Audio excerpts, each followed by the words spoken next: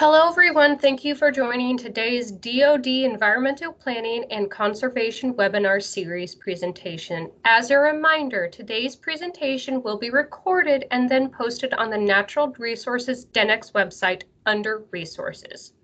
Today's presenter is Dr. Michael Marshall, a program manager at the Texas A&M Natural Resources Institute. He will be discussing conducting species status assessments for priority DoD at-risk species. Following the presentation, we will have time for questions. Before we get started, please take a moment to make sure your phones and/or web browsers are on mute. And with that, I will turn it over to Michael. Excellent, thank you.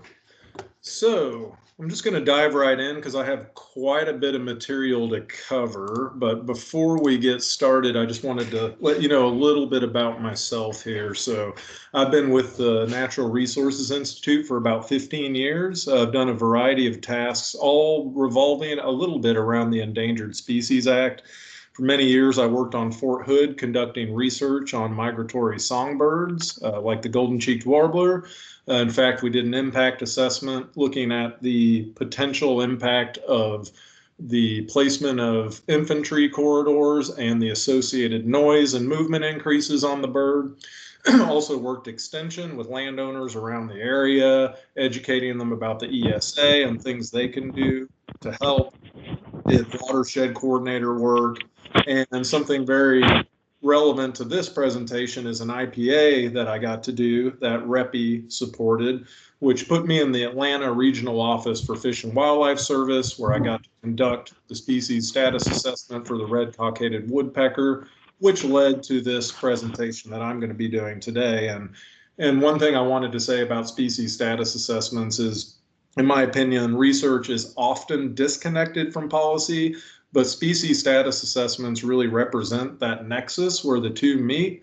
And hopefully by the end of this, it'll become clear, at least from my perspective, that research shouldn't be disconnected from policy, and it doesn't have to be now that we have species status assessments. So what I'll be talking about today is just a real quick project overview, the Legacy project, but then what is an SSA? I hope some of y'all will find this educational. I know many of you probably already know what it is, but hopefully I'll bring a few new things to the table. And then we'll do a deep dive into one of the several species status assessments we did under this project, which was the gopher tortoise SSA. And then kind of end with the benefits of the project to DoD in general and have some time for questions.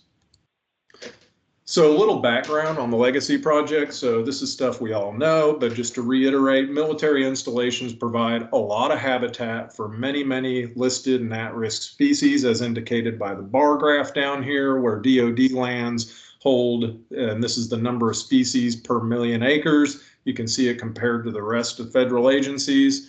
DoD has a lot of endangered and imperiled species, and they seem to be doing quite a good job because they still occur on many, many installations.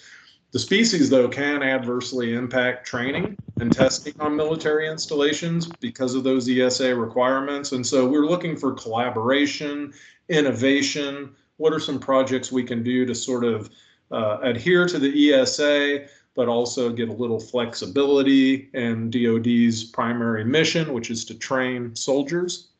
And also the backdrop here is that Fish and Wildlife Service, they're getting more and more work coming through as more and more lawsuits are put on the table to list species, but they also have diminishing resources and capacity. So that's kind of where Texas A&M steps in.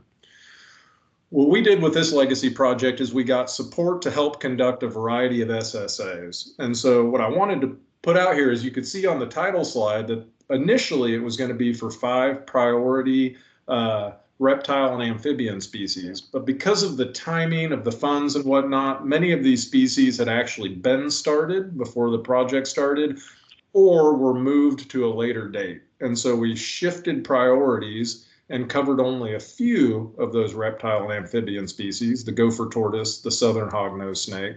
But we also did some other species to help support the DoD, which was the Okaloosa darter, the Black Creek crayfish, alligator snapping turtle, and 5 San Clemente Island species that came up in the middle of the project.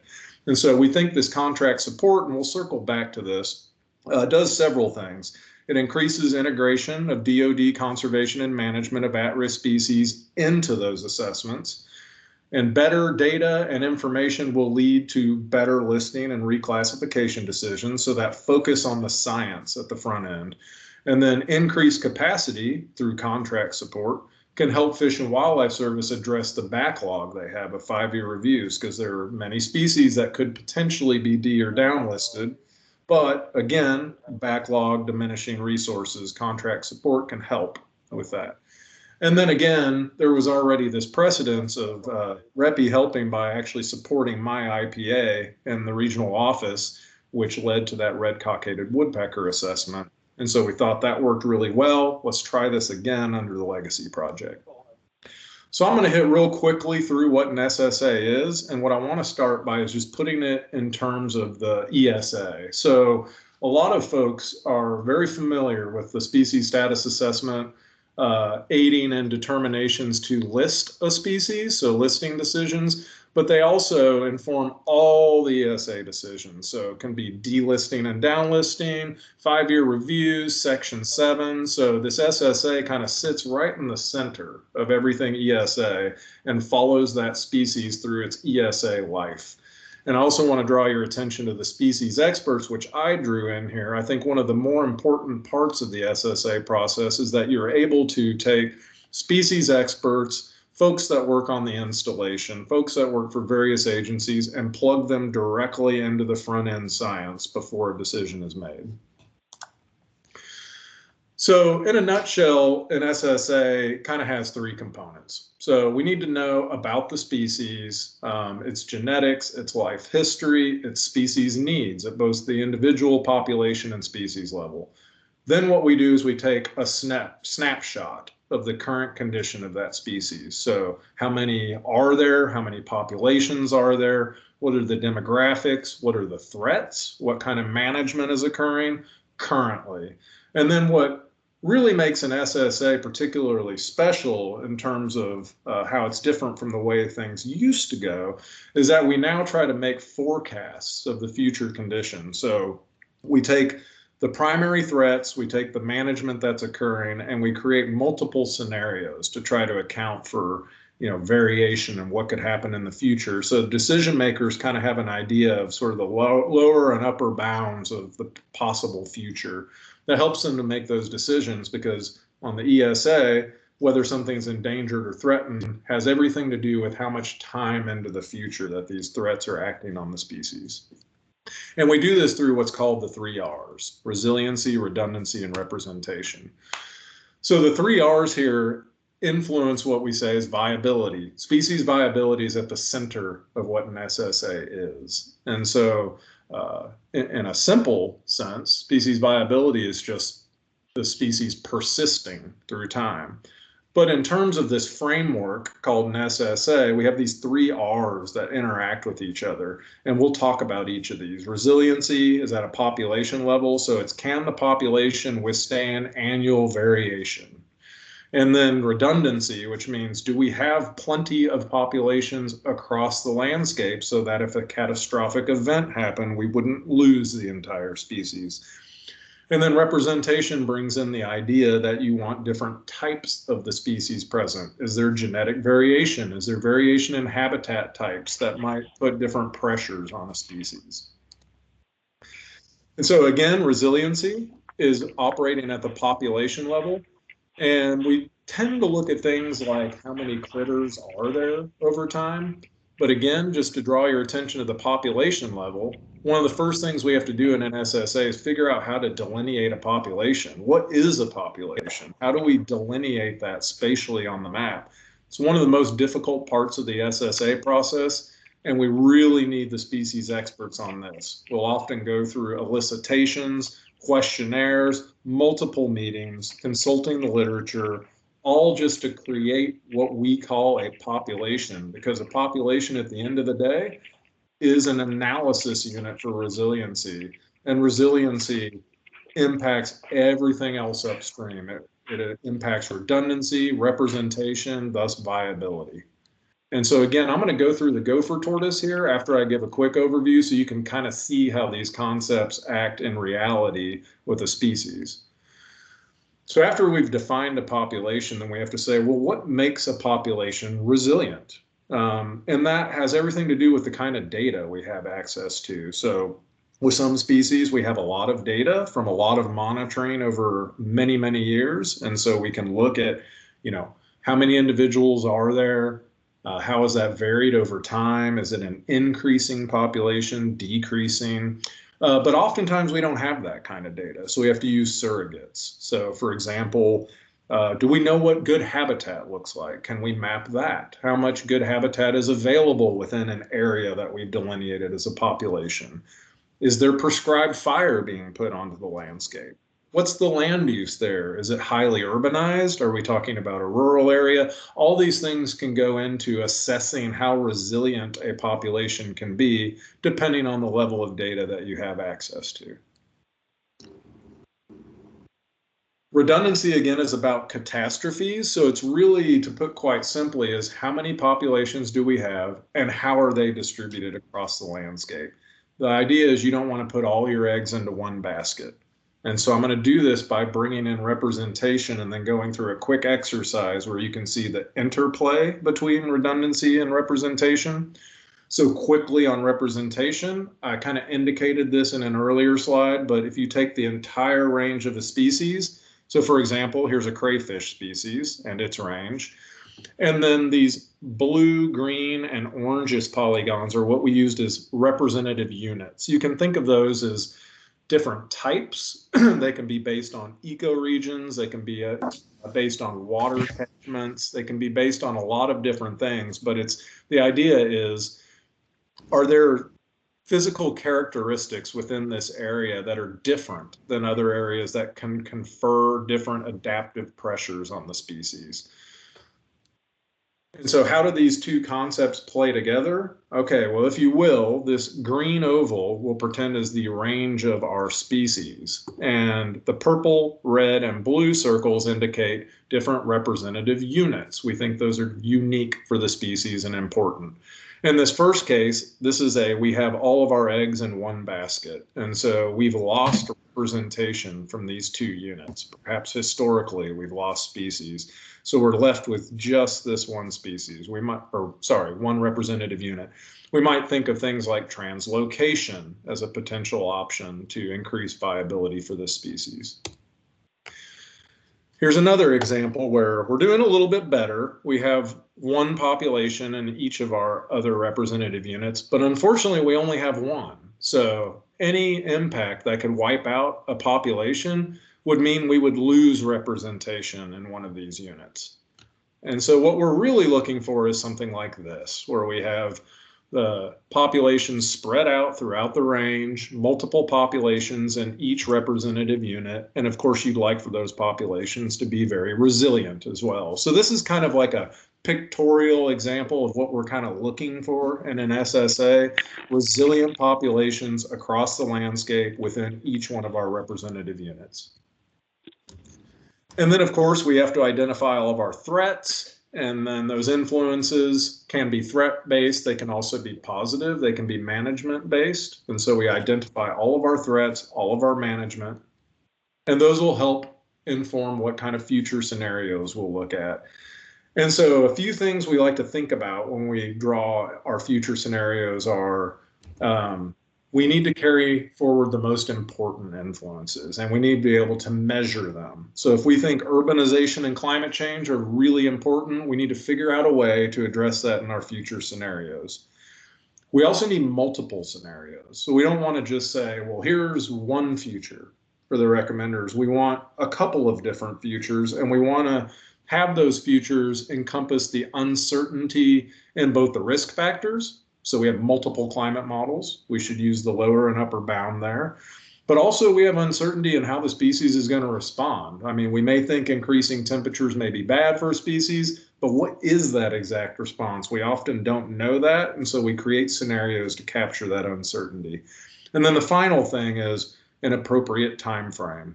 We don't want to look out too far because I mean, who knows what land use is going to look like in 500 years? It's really not worth looking out that far. But it also needs to be long enough to be able to capture change. So we typically go out no further than 2100 because that's where the climate models usually stop. But we also like to offer a shorter time step. So right now it's 2023. We probably create a time step of 2040 or 2050 just to give that sort of midterm look at viability and then a longer term look as well.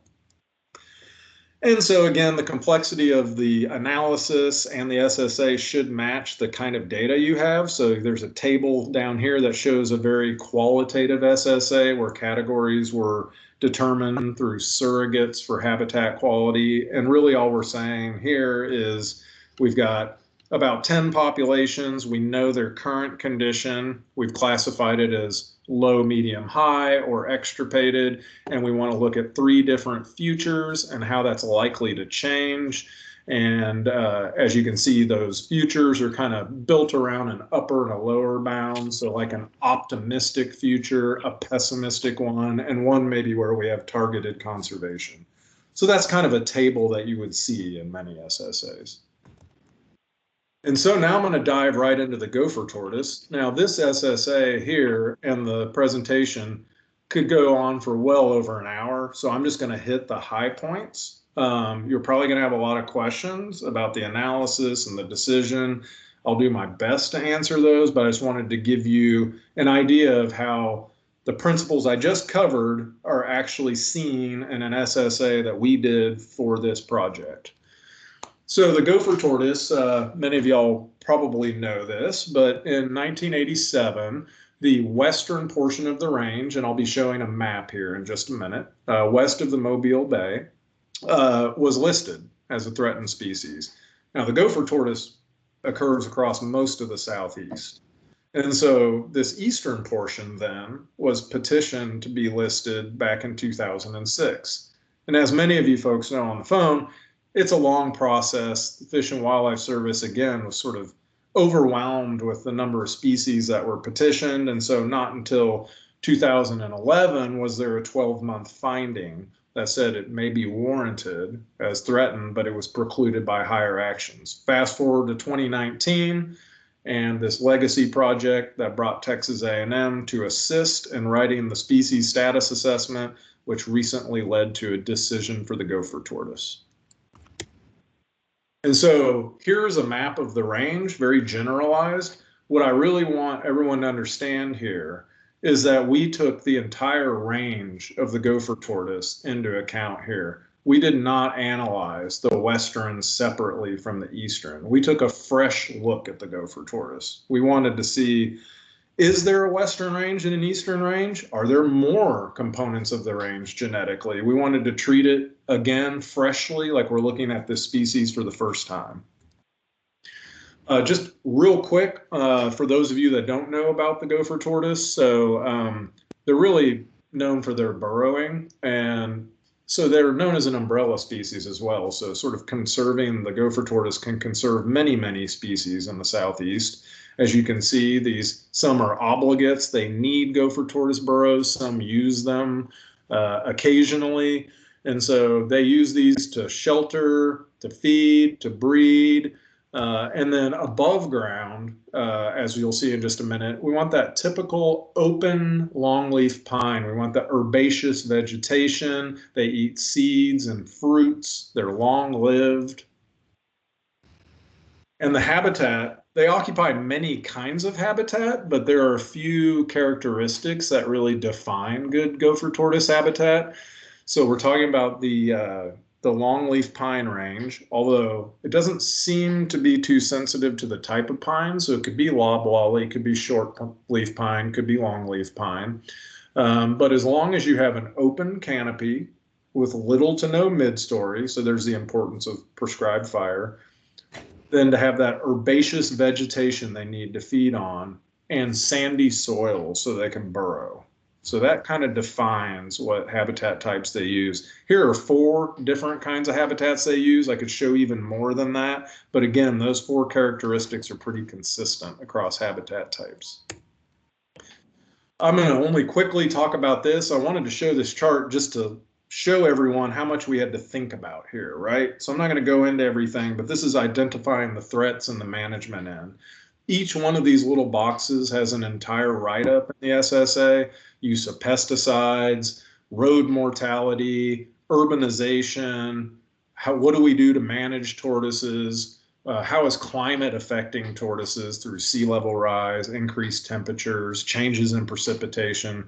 So again, it's very complex, but we took each one of these components, wrote about it, and then chose, based on expert input, what are those real primary influences? And in this case, it's going to end up being climate change and urbanization is what defined our scenarios.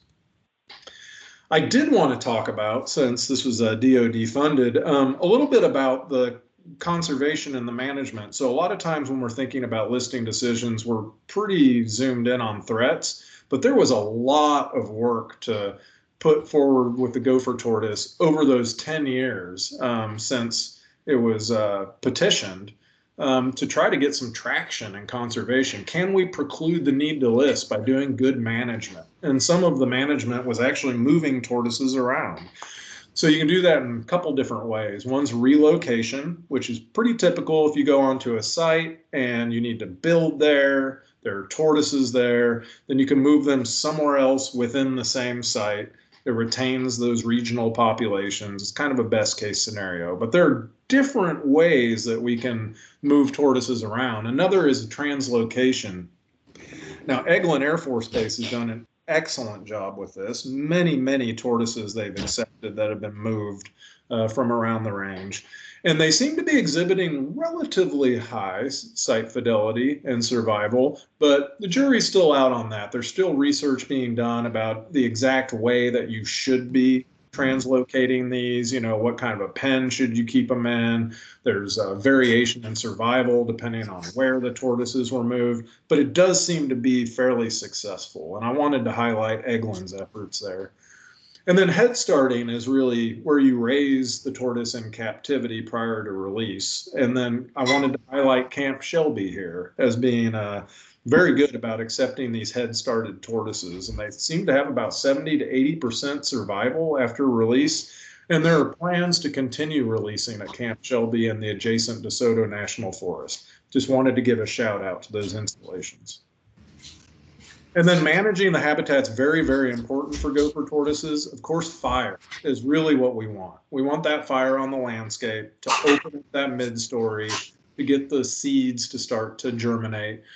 But that's not the only way that we manage habitat. In some cases, we're constrained in the use of our fire. So things like mechanical, herbicide, timber management, those can all be effective in managing for gopher tortoise habitat. So if you read the SSA, you'll see a very large section on how to manage habitat, how it's been managed historically, and perhaps the best ways to manage depending on what part of the range you're in. And there were lots and lots of BMPs, agreements, initiatives, strategies that took place, again, over that 10 or so years, right, where we're trying to preclude the need to list this species. And so the gopher tortoise conservation crediting strategy was a great example of an innovative strategy to get people to invest in gopher tortoise conservation ahead of any kind of a listing. And there are examples of these all across the range, and I can send folks information if you're interested in specifically any of these. So we're going to move on to the current condition. So that was sort of the background of the gopher tortoise and the threats and everything we're thinking about in terms of life history and management. Now let's take that snapshot of the tortoises. Well, we have an interesting data issue, if you will, with the gopher tortoise. Although we have pretty good data, it's not all spatially explicit. And let me help with that a little bit here. So we have private lands and we have public lands. With the public lands, we have excellent data sets, long-term monitoring of gopher tortoises on military installations, national forests, state parks, all this. So we have reliable estimations of population size. We can really delineate those populations nicely. We can tie site-specific factors like fire and all kinds of things to those locations. And more importantly, we can project those populations forward under a really rigorous statistical framework called a population viability analysis. So that's the most important data we have. We made an attempt, though, to bring in the private lands data. We know this is critically important. Something like 80.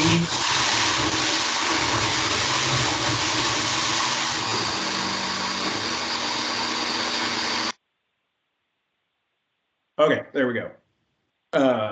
So we wanted to make an effort to get private lands data, but as everyone I'm sure is aware, we need to respect the privacy there. Many landowners don't want spatial coordinates of their property to go into a species status assessment. So the best we could do was we went through NCASI and a few other forestry agencies to try to do some outreach. We created a questionnaire. Do you have gopher tortoises on your property? About how many? Do you burn? About how often? So we really made an effort to get this. But I wanted to say we can't really use that data, though, to project forward because we don't have a point on the map. So spatial data. I already said this, from a variety of partners, various survey methodologies, but what we did is we picked all the burrow locations from the year 2000 and afterwards, because we can't really go back to 1940 and say that gopher tortoise is likely still there. So we kind of had to choose a cutoff, but we didn't want to cut off too much of the data. So the experts agreed with the year 2000 being reasonable for that. And we have abundance estimates for all that spatial data.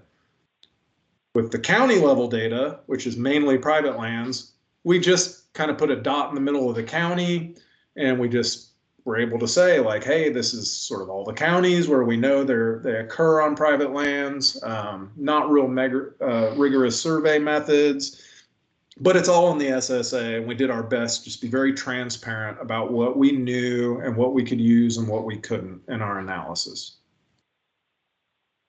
So for delineating populations, I said that this is one of the more difficult parts of the SSA.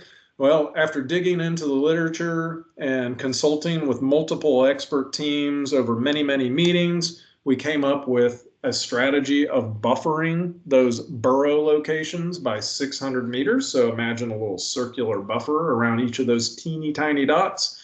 And then wherever those buffers overlapped, then you've got what you're looking at here, the red polygon. So this would be like one very large population, actually two, over on the left with a few disconnected populations. And then this orange polygon you see around the local populations is what we're saying is a landscape population.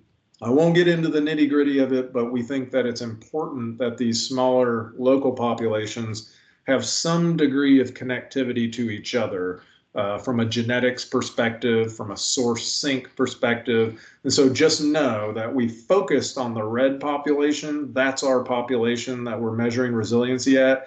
But this larger connectivity did have something to do with whether we thought those populations were resilient or not.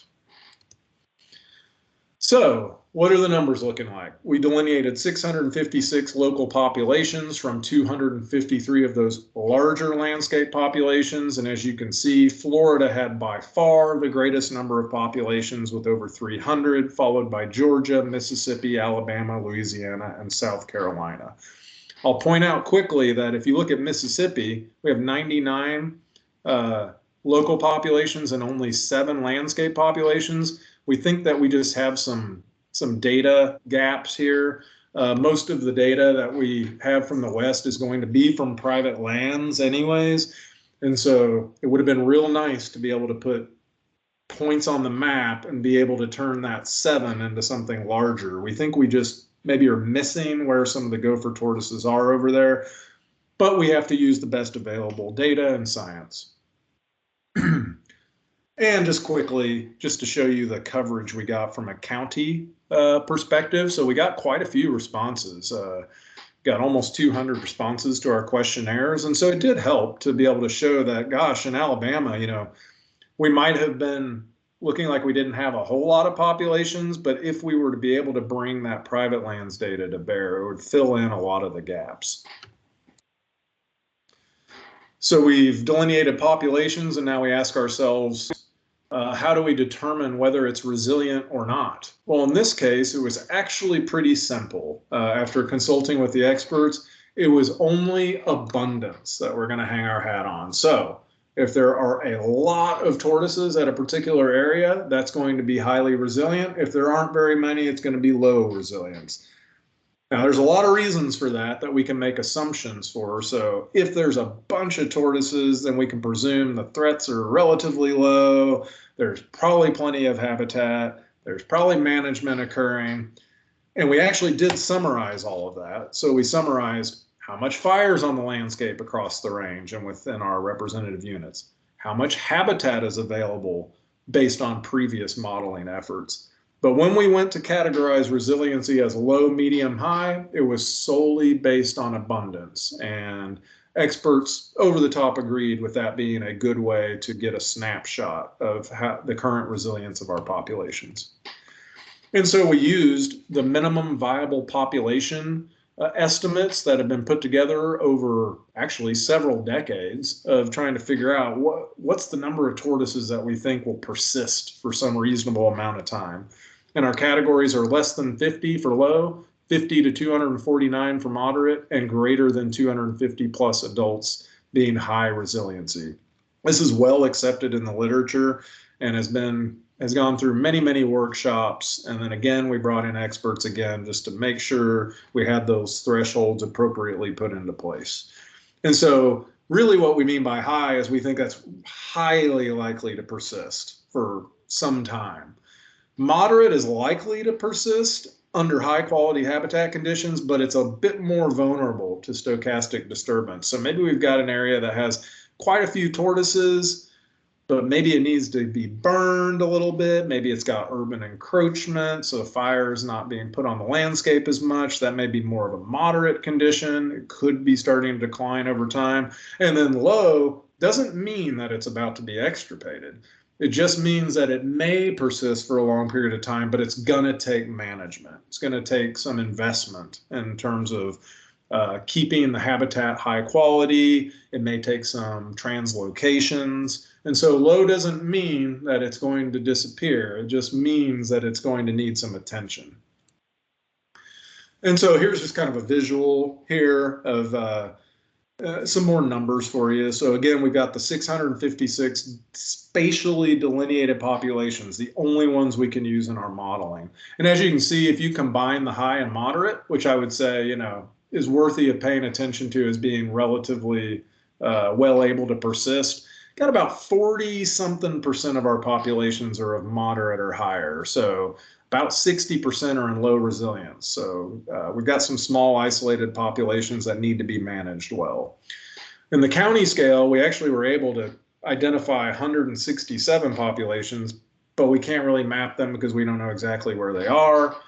And based on some abundance estimates given to us by private landowners, we can say that 11 of them are highly resilient, 11 are moderate, 63 are low, but the majority are just unknown.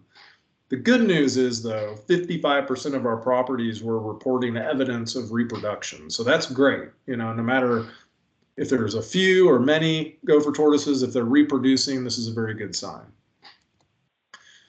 And so with our representative units that I had talked about earlier about sort of, using ecoregions or genetics or whatnot to kind of look at the range fresh again. Maybe there's not a Western unit, maybe it's all one unit, or maybe there are several units. Well, as we dug into the recent genetics work and talked to our experts, we actually ended up finding out that there are 5 units within the gopher tortoises range.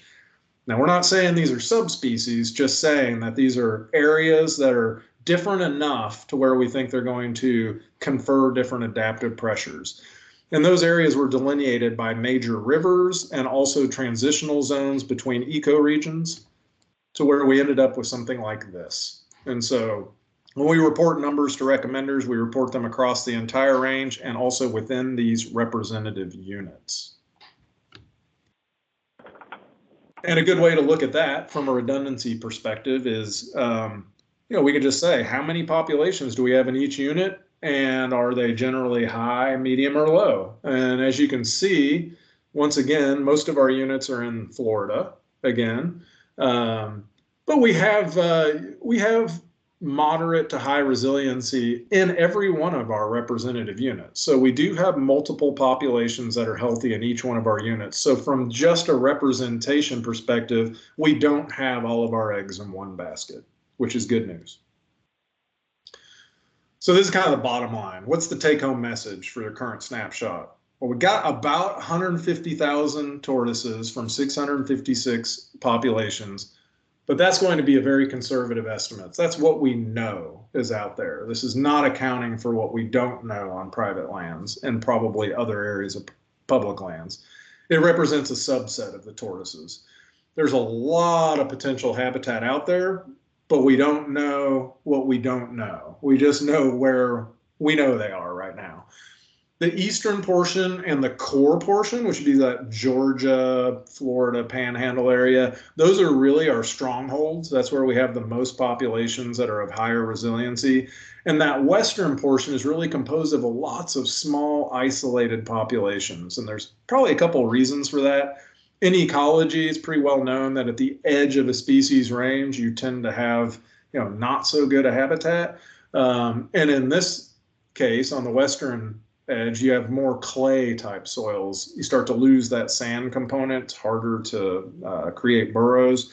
And we also just have uncertainty in intervening habitat between our public agencies and our private lands. If we could just connect those dots, we'd probably get a little better picture of what's really going on in the West. And this one I'm going to step through super quickly because I see the time, and also it's a lot of modeling, and I don't really want to hit on the modeling so much as the big picture stuff. And so as I indicated earlier, we built a PVA, which is a very complicated statistical tool where we were able to project forward each one of our local populations that had spatial data and account for uncertainty in our threats by doing various scenarios. And so for each population, we estimate local patterns of growth. Is it increasing, decreasing, stable, reproduction, and survival? And we use that to then look into the future and say, well, we have X number of tortoises in this population now. How many do we predict in the future? And also, what's the probability that that population will persist in the future? Hello? And so this, oh, sorry. Someone have a question? Okay, I'm going to keep going. And so here's our initial data here. And so smaller circles are smaller populations, larger ones are larger populations. And so we use this really complicated PVA model. The only reason I'm showing you this is just to show how much we had to think about, what we had to model. Each unit had its own value for survival and fecundity and mean annual temperature. And what we were able to do is craft several scenarios based on low, medium, and high amounts of stressors. So that would be your sea level rise, urbanization, climate change, and keep management consistent. Then we were able to keep our stressors consistent and vary our management. And then we kept everything consistent and only varied immigration. So that's that moving between populations. That was more or less to get a sensitivity analysis. Is our model really sensitive to the ability of tortoises to move back and forth between local populations? So we gave the recommenders a wide variety of things to think about when they were making their decision. And so again, like I said, we estimated the future number of individuals, the future number of local populations and landscape populations, whether those populations were thought to be increasing or decreasing into the future, and the probability that those populations would persist over time. So instead of showing you a whole bunch of numbers, I just wanted to show you a visual of what that looks like. So on the left, you have current, which was 2020 at the time. And then in the future, you get to see where we're losing populations, but we're also, in some cases, pay attention to the purple here, we're actually gaining some larger populations as well. So it's not, always predicting loss of populations. In some case, moderately sized populations are growing into larger populations as well. But overall, we are losing tortoises, especially in small populations. And then just another way that we showed this data, and I'd ask you to focus the map on the left, is to, instead of showing population size, just showing the likelihood that that population will persist into the future. And so these blues and greens are what we're looking for. And as I indicated before, it's hard to see that even in the West, we have populations that are highly likely to persist or likely to persist. So we don't think we're going to lose representation in the future based on our model. So what's the big picture here? Most populations that were simulated have very small population sizes to begin with, which is why many of them became extirpated. Larger populations persisted. In fact, some grew. Resiliency overall did decrease because we had many, many small populations. And redundancy really decreased because when you lose those small isolated populations, you're obviously losing an amount of redundancy. But as I said right before we flip to this slide, representation was held. So all units are represented in the future based on our scenarios. And I'm going to finish the presentation here by just saying this isn't the only SSA we did. I'll bring you back to the beginning of the presentation where we also did the southern hognose snake, the Okaloosa darter, Black Creek crayfish, and 5 San Clemente Island species. And as you can see, sort of the reason for the SSA or what happened here was with the southern hognose, it was a listing decision, and that listing decision was not warranted. For the Okaloosa darter, this was a reclassification. So can we take it off the list? And indeed, when we pulled the data together and modeled it, it was proposed for delisting. Black Creek crayfish was also a decision, a listing decision. The decision was not warranted. The gopher tortoise, which recently that decision was I believe made public, I would say probably about maybe 6 months ago. And the western portion was to be threatened, the eastern portion not warranted. And then for San Clemente Island, this one was really fun. We had to jump on this during a government shutdown, actually, and got to visit the island. What a beautiful place. They do a great job out there. All of those were for reclassification, and I do believe all 5 were to be delisted. And so at the end of the day, here's how I see the benefits of this project. Kind of a strange one because it was report writing, but increasing integration of DoD conservation and management of at-risk species. I mentioned that. So how did we accomplish that? Well, A&M facilitated the direct involvement of DoD staff into these SSAs by including them on expert and core teams and just generally being available on a daily basis to talk. Fish and Wildlife Service isn't just writing SSAs. They're doing 5-year reviews, Section 7. So to have somebody as contract support be able to 100% focus and work with DoD and others to put together the best SSA possible, I think benefits not only DoD, but obviously the species as well. So better data and information by spending more time on that front end will lead to better decisions. Because we're 100% focused on that, we spent more time on the front end of the science. And that did, in my opinion, lead to more informed decisions and certainly more defensible. And at the end of the day, it's about capacity. So this essentially increased capacity for Fish and Wildlife Service for us to focus on DoD priority species to benefit DoD, to address those backlogs of 5-year reviews, to maybe get some D and down listings. And as I indicated on the previous slide, there were multiple delistings and not warranted decisions from those contracted SSAs. And I mentioned, a real life inaction that we didn't see coming, but helped is as soon as we found out that we were going to help with San Clemente Island, the government shutdown happened. And we were able to keep working while the government was shut down so that when DoD and Fish and Wildlife Service came back, we said, hey, we were able to put together the background chapters. We've got an idea of how we want to model this. And so I think that was not, we didn't intend for that to happen, but it was, again, another benefit, strangely, to this whole process. So with that, looks like I've gone about 45 minutes, and I want to thank everybody for listening. This is my email to reach out to me with any questions you have, and I will do my absolute best to answer folks' questions now. But I will say I'm not an employee of the service, so questions related to the listing part of it or the policy part of it are going to be a little difficult for me. And then questions about some of the SSAs that I didn't actually write, I will do my best to answer as well. But thank you so much. Thank you, Michael. If anybody wants to come off of mute, please do so and ask your questions. There's also a chat box that you can chat your question in if you don't want to come off of mute.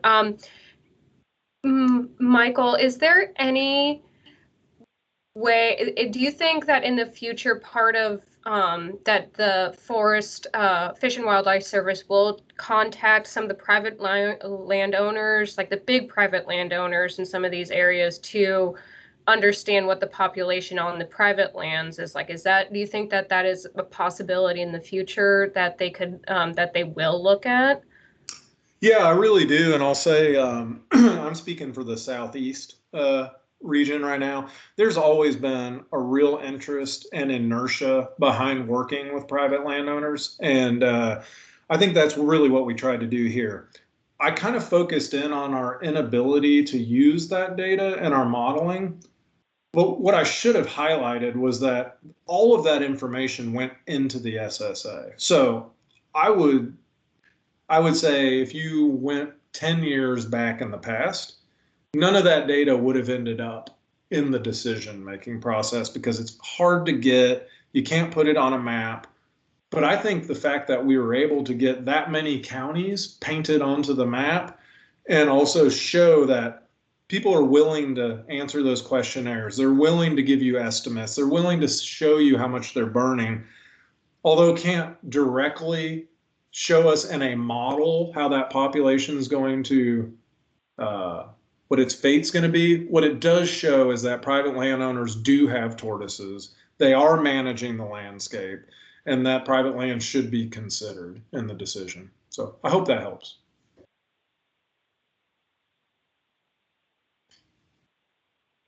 Thank you. Anybody else have questions? Please come forward.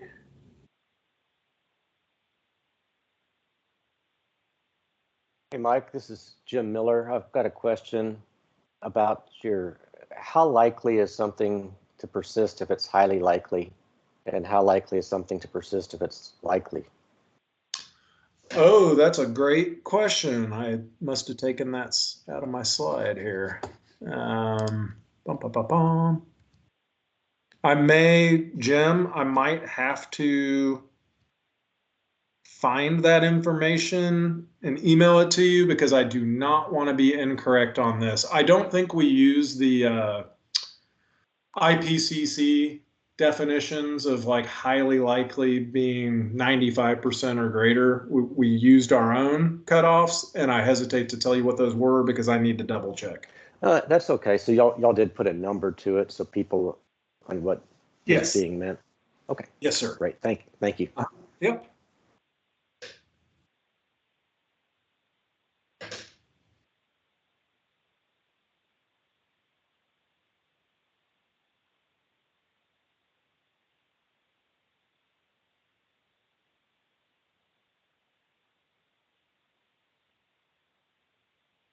All right. Anybody else? It was either really good or really bad, and I'm just going to hope it was good. I think it was a lot of information. Yeah. Yeah, you're telling me. It was definitely quite a bit. I guess one thing while people are thinking too is this gopher tortoise SSA, I would say, is not a great example of what a typical SSA would look like. Just if people are curious. Most of the SSAs, and our group has written over 100 of these since 2016. Most of them, we do not have the kind of data we have for gopher tortoise. We literally will just have a detection, maybe several random detections, somewhat of a knowledge of where the range is. And so we're having to use lots of surrogates. So we know urbanization is bad, so we map urbanization. We look at the trajectory of urbanization in the future, and we make some, best guesses as to sort of what that future would look like. In this case, we had well-monitored populations across the species range.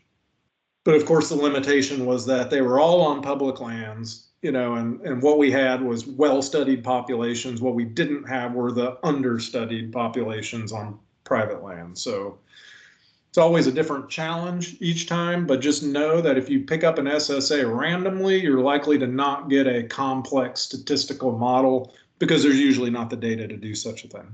So,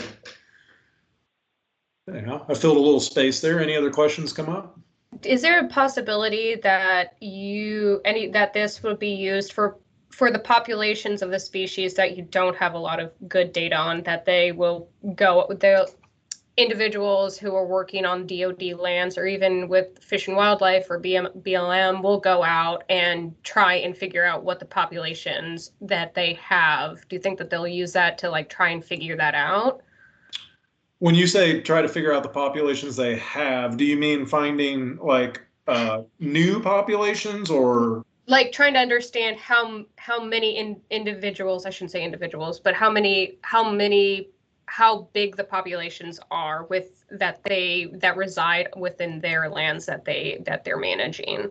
Oh, yeah. So for sure, all the populations that we were able to model on the landscape, I will say are well-studied populations. So this is one of those few times, I shouldn't say few. This is an interesting situation where there was a lot of pre-listing inertia, especially by DoD. So they were managing the gopher tortoise like they were the red-cockaded woodpecker. And the red-cockaded woodpecker was a listed species. So they know how many individuals they are. They've marked them. They've recaptured them. They have great estimates of population size.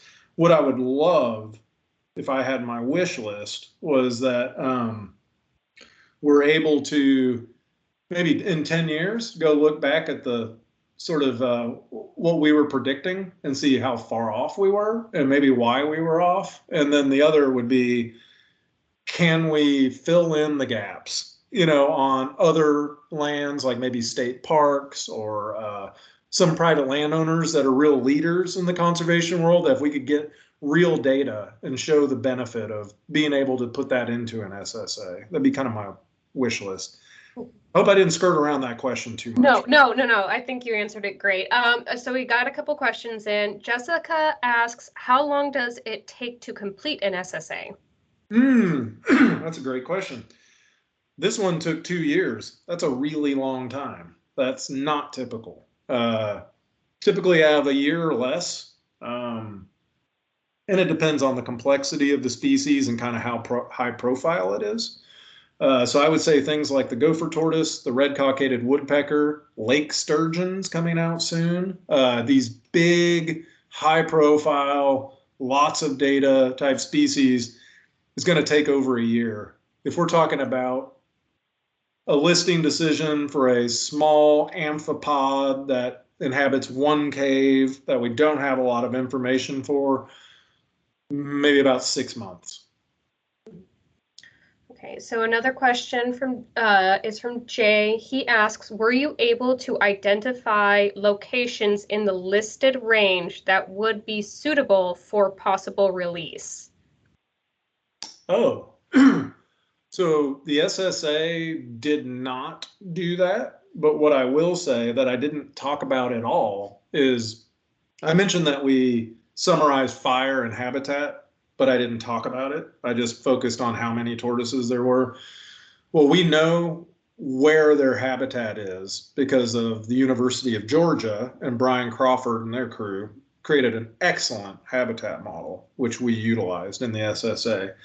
What you can do, if you wanted to, was look at areas that are predicted to have high quality habitat, but yet we don't have any detections there, and we should just go look. And I would say private lands would be great, but anywhere on public lands, we could go out there, have a look. Are there tortoises there? If they're not, that's interesting because we can use absence data to better inform a future model that would predict even better. So hopefully that helps. Thank you. Well, we don't have any more questions. And we have about 5 minutes left anyhow. I think we'll end the webinar now. So, Dr. Michael, thank you so much for agreeing to do this very, very important presentation. I hope you will get more requests to do more SSAs about other species that will be coming, hopefully coming soon your way. So thank you, and to everybody who joined today's presentation, thank you so much for joining. And with that, have a nice afternoon. Thank you so much for the opportunity. Y'all take care. Have a great day.